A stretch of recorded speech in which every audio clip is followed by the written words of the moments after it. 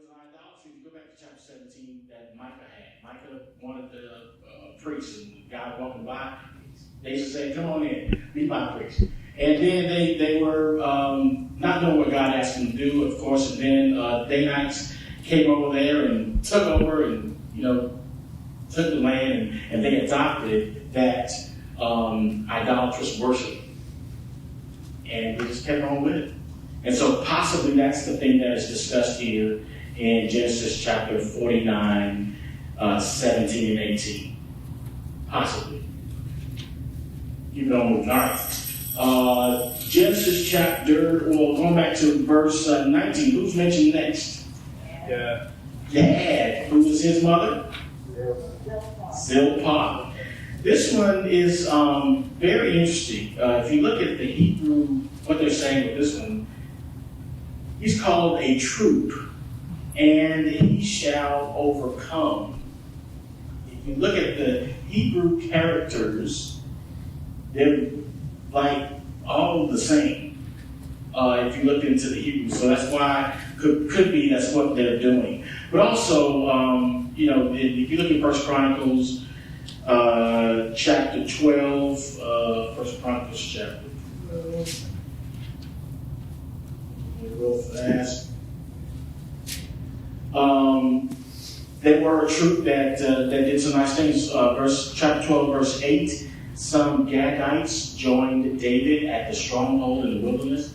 Mighty men of valor, men trained for battle, who could handle shield and spear, whose faces were like the faces of lions and were as swift as gazelles on the mountains. Talking about the Gadites who were like a troop who shall overcome, but he shall overcome in the last. I'm not real sure exactly. I'm not sure about none of this stuff, by the way. But this part, it's interesting that they noticed that if you look at the Hebrew words of Gad, troop, and shall overcome, they've got some the characters, the Hebrew characters, are exactly the same. So it could be he's kind of playing on words there. Next son, who's that? Asher. Who was his mother? Zilpah. How many children did Zilpah have, by the way? Somebody said it, I heard it. It's pretty good. Pretty good. This is smart. All right, good job. There's two of them. All right, and what is said about Asher? His bread's going to be what? His bread's going to be rich. Anybody have a different version of that? His bread's going to be...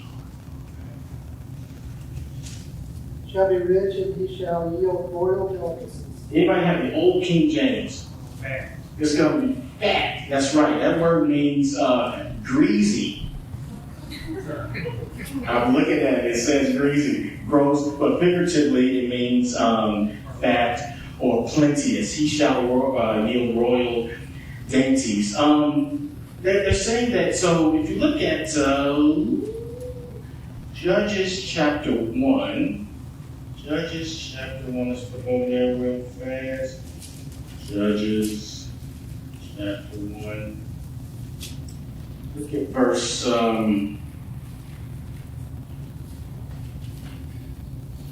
31. So we just read actually Judges 1. We were reading about Judah and all the things that they did. Judah, after you get to the end of chapter 1, you're going to see verse 21 with the children of, when we saw what Judah had went in there and they attacked and did what God had asked them to do by driving out the inhabitants.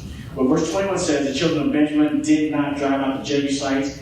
And then you read verse 27, Manasseh did not drive out the inhabitants of Bethshean. And you look at verse 29, nor did Ephraim drive out the Canaanites. Verse 30, nor did Zebulun drive out the inhabitants of Kidron.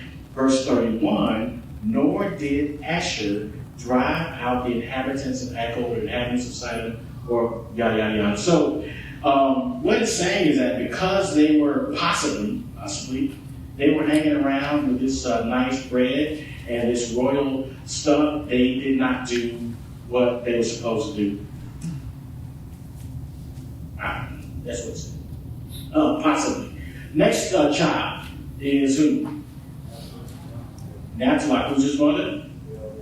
And so these are, as you know, as you can see, these are the blessings that Jacob is giving all of his children, and he's speaking in this very figurative way. How is Naphtali described? A what? Yeah, y'all, does that clear it up for y'all? Is that in your mind? O.P. said, James says, a hind let loose. What does he give? Isn't that nice? He's verse 21. He uses beautiful words.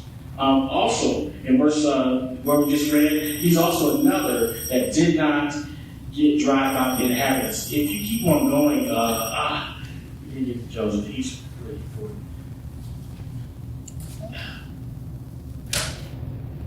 I really want to get Joseph. So we won't rush through that real fast. We'll get to that on Sunday, and hope we'll probably finish up Genesis on Sunday, maybe, well, at least the narrative part, maybe. The way I'm going, nothing. But we'll finish soon, and then we'll have a review and a nice little quiz. All right, so I'm looking forward to seeing you on Sunday, Lord willing, after you've read more of the Bible. Hey, y'all, let's have a great week, okay? Good night.